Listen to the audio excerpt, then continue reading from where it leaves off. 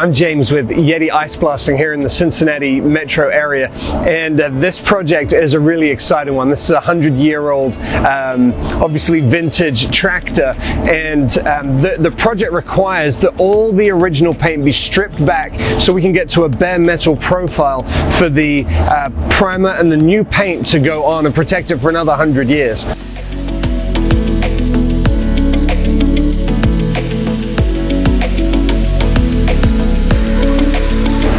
Traditional methods of dry blasting, like sand media, require up to 800 pounds of sand every hour and an incredible amount of cleanup. What we do here using the ice, the dry ice pellets, is we add just a fraction of that abrasive media, which requires minimal cleanup, of course. And what it does, that abrasive media, it just penetrates just enough for the ice to do what it needs to do.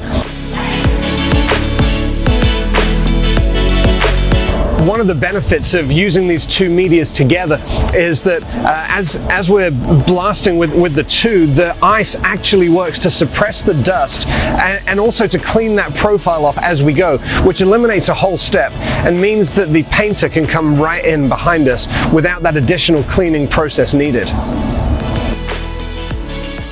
The dry ice itself, that process does three things that are critical to do this in an efficient and clean way.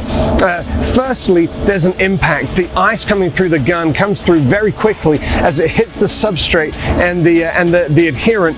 It's impacting it, so there's that speed. Then it's very cold. It embrittles what it hits, and therefore making it easier to remove and breaking its chemical bond from the surface. And lastly, there's expansion. That ice expands up to 800 times its original size, straight from a solid to a gas, and as it expands like that, it lifts the adherent from the surface. And so that's what we're doing here today in preparation for this to be painted and be protected for another 100 years.